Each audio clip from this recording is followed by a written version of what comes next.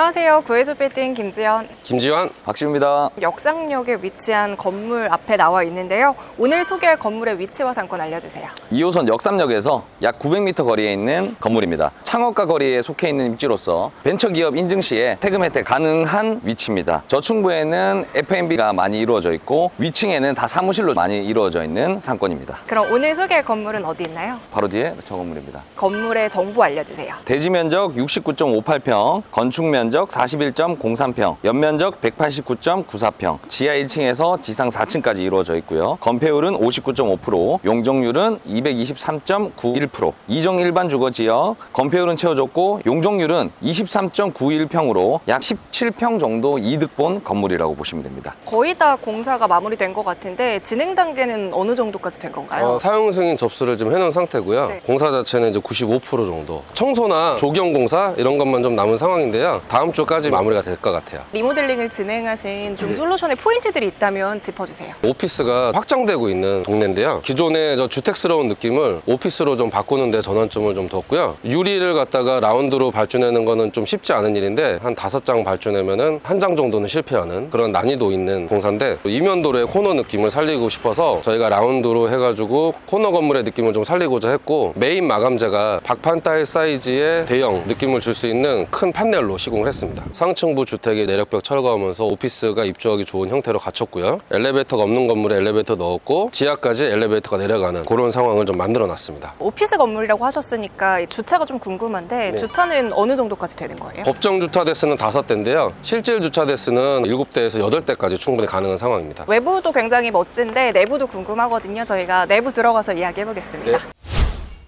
네, 저희가 건물 내부로 들어오니까 이렇게 또 폴딩 도어가 네. 있어서 나와봤는데 주차장인 것 같아요. 원래도 주차장이었나요? 네, 맞습니다. 원래 이쪽 벽이 이 정도까지 나와 있었어요. 이 주차가 옛날 법규에 의하면 2,300폭이면 허가가 났었어요. 요즘에 신규 법규는 2,500 정도로 늘어났단 말이죠. 2,300으로도 기존에 허가가 받아 있고 저희는 신축이 아니고 리모델링이니 똑같이 2,300만 유지해도 허가는 나는데 실질적으로 사용하시기 불편하단 말이죠. 차량은 들어오지만 문을 여는 게 불편하시거든요. 그래서 용이하게 하기 위해서 저희가 이 부분을 넓혔어요. 이게 좀 난이도가 좀 많이 있었던 게 보시기에는 200mm 확장하는 건데 차지하고 있었던 구조물이 기둥 내력벽이었어요. 이전을 하는데 있어서 다른 층도 아니고 1층이잖아요. 1층은 상부층에 하중을 다 지탱하고 있으니 구조적으로 굉장히 난해한 상황인데 주택의 건물을 오피스로 탈바꿈하기 위해서는 주차가 그만큼 중요하잖아요. 안 할 수가 없는 상황이었고 이런 난이도 있는 공사였지만 인허가도 좀 복잡했지만 절차를 밟아가지고 성공을 해냈습니다. 외관부터 시작해서 상당히 난이도 있는 진행을 하셨던 것 같아요. 맞습니다. 지금 보시면 힘을 지탱하고 있는데 여기 2층부터는 2m 정도가 튀어나와서 이게 전용 면적으로 쭉 올라가잖아요. 제가 서 있는 이쪽이 기둥이 없이 이거를 지금 지탱하는 구조를 저희가 이 설계값을 찾는데 되게 애먹었습니다. 그럼 저희가 이동해서 또 내부 이야기도 한번 해보겠습니다. 네.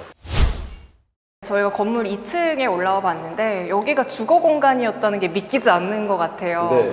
각 층별 내부 상태 알려주세요. 요 층 상태가 최상층까지 쭉 이어지는 상태고요. 천정 철거하고 노출 천정으로 해놨고 각 층마다 냉난방 설치를 했고요. 흔히 착각하시는 거가 냉난방을 용량이 센 거를 해놓으면 문제가 없지 않냐. 용량이 센 거를 좁은 공간에 설치하면은 일단은 춥고요. 물이 막 떡떡 떨어지는 거죠. 결로라든지 이런 문제들이 주변에서 또 일어날 수 있거든요. 그래서 적정 용량에 맞게 설치를 해야 되는데 무조건 많이 설치했다가 줄인다라기보다 기본적인 걸 설치를 해놓고서 늘린다라는 방향성이 좀 맞습니다. 그럼 여기 한 층이 지금 몇 평인 건데요? 한 층에 41평이고요. 네.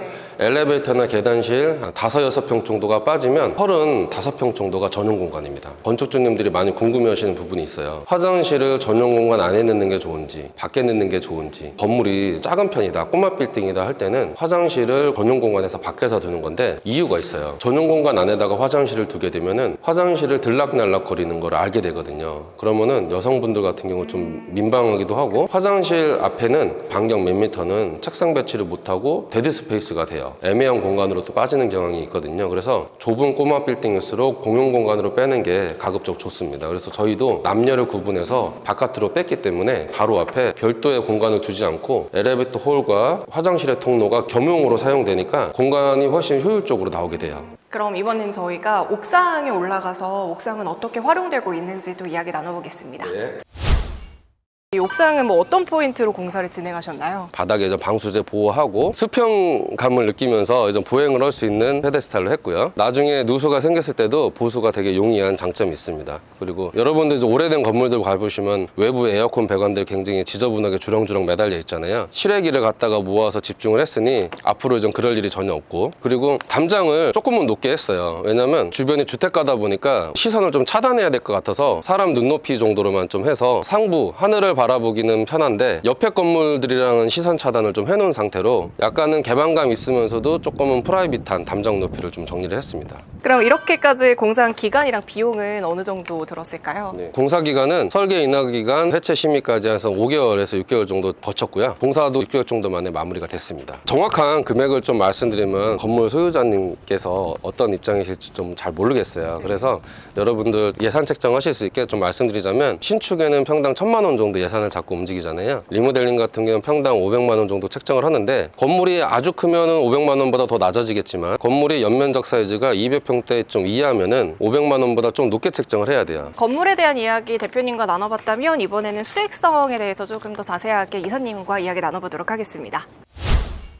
이 지역의 시세 그리고 매매 거래 금액은 어느 정도인가요? 밸류업이 필요한 건물들이 1억 초중반 정도로 형성이 되어 있고, 실거래가는 약 1억대로 이루어져 있습니다. 본 건물은 24년 3월에 62억 6천만 원, 평당 8,900만 원에 매입을 하셨고 저희랑 리모델링을 진행하고 있습니다. 상권을 봤을 때 이 건물에 좀 추천하는 업종들은 어떤 건가요? 1층은 먹거리 상권들이 아직까지 굉장히 부족합니다. 그래서 주변에 소형 사옥을 이용하시는 분들이 점심시간에 웨이팅을 너무 많이 해요. 그래서 1층은 F&B를 운영하셔도 충분히 잘 될 지역이고, 상층부까지는 사무실로 맞추는 거를 저희도 추천을 드립니다. 왜냐면 여기가 벤처기업 촉진지구라는 지역이기 때문에 소형 법인들이 들어와가지고 영업을 하시는 게 제일 맞다라고 봅니다. 그러면 예상하시는 임대료랑 수익률은 어떻게 되실까요?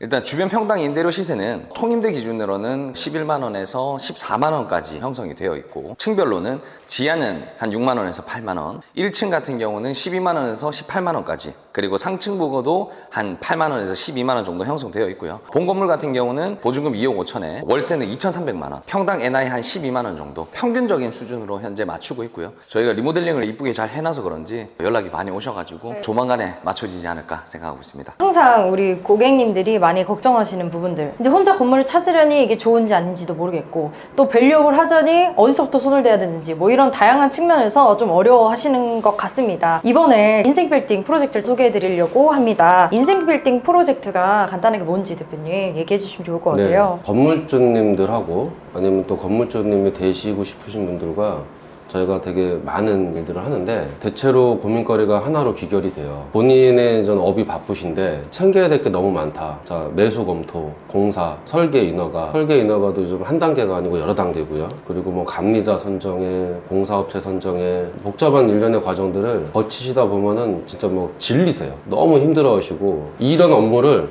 각자의 전문가들을 찾아가서 건축사님 얘기하고 시공사 얘기하고 중개사님 얘기하고 하다 보면은 다 각자의 의견들이 틀리세요. 왜냐 각자의 입장이 또 있다 보니까. 근데 이거를 건물주님 입장에서 종합적으로 컨트롤하고 조언을 해줄 수 있는 영역이 필요하다. 제가 이제 그 역할을 한 지 꽤 오래됐거든요. 저희가 어떤 역할을 하고 예, 구체적으로 어떻게 도와드릴 수 있는지 이제 그런 얘기를 좀 가졌으면 좋겠습니다. 이사님도 인생빌딩 프로젝트 같이 하고 계신데 네. 어떤 부분들을 조금 도움을 주고 계실까요? 시장 상황이 좋거나 뭐 나쁘거나 상관없이 매수자분들은 가장 중요한 게 금매를 찾는 게 가장 중요하잖아요. 중개사가 할 일은 좋은 물건을 네. 보여드리는 거라고 생각을 해서 좋은 물건 발굴해드리고, 그 건물을 매수하기 이전에 알아봐야 할 건들이 되게 많아요. 뭐 세무적인 거, 네. 뭐 법무적인 거, 건물 매입 전에 이런 것들을 다 완벽하게 저희가 준비를 해드리고 매수하시고, 그다음에 저희가 유지 관리까지 나중에 매각까지 도와드릴 수 있습니다. 처음부터 끝까지라고 하지만 사실 처음부터 끝까지가 안 되는 경우도 종종 있다고 들었거든요. 네. 어떤가요, 실제 보통 중개업에서는? 보통 중개회사는 중개업을 하다 보니까 임대차가 좀 부족한 부분이 많아요.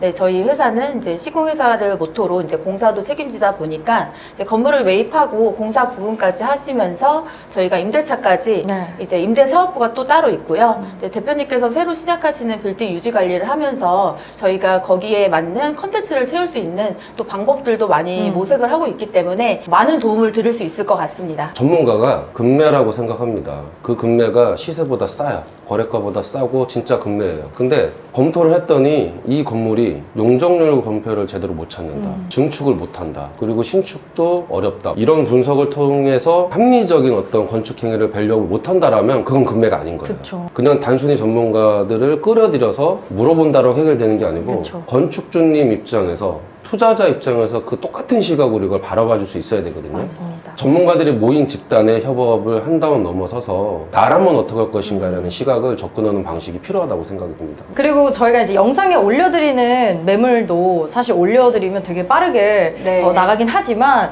영상에 다 찍지 못하는 사실 숨겨진 매물들도 많아요. 훨씬 건물주분들께서 원하지 않으셔서 이제 그런 물건들도 조금 더 빠르게 만나보실 수 있는 기회가 되실 거라 생각이 되고, 무엇보다 건물을 찾는 것과 밸류업까지 이제 끝까지 간다라는 전체적인 과정에서 도움을 드릴 수 있는 프로젝트라고 생각해 주시면 될 것 같습니다. 이렇게 해서 저희가 인생 팩팅 프로젝트에 대해서 한번 설명을 드렸는데, 진짜 올해는 좀 해보려고 했는데 네. 어디서부터 어떻게 시작해야 될지 모르겠다 막막하셨던 분들은 아래 번호로 연락 주시면 전문가 분들께서 또 물신양면으로 함께 저희가 도와드리도록 하겠습니다. 저희가 고객님의 건물을 제3자 입장에서 바라보기보다 저희 건물이라 생각하고 함께 하는 프로젝트인 만큼 아마 많은 도움 받아가실 수 있을 것 같습니다. 오늘 이렇게 역삼동에 위치한 리모델링 현장에 좀 와봤는데요. 존재감 있는 외부 디자인과 건물 구성으로 이 건물의 가치가 조금 더 높아진 것 같습니다.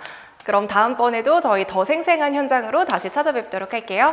안녕.